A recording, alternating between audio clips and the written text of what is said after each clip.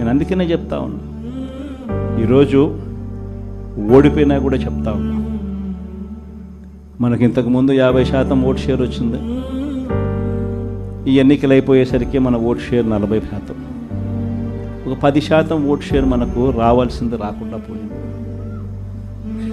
కారణం ఆ రోజు కేవలం మీ జగన్ అబద్ధాలు చెప్పలేకపోయాడు, అదొక్కటే కారణం. కానీ నేను చెప్తా ఉన్నా, మీ జగన్ అబద్ధాలు చెప్పలేకపోయాడు కాబట్టి అధికారానికి మనం దూరం అయ్యాం.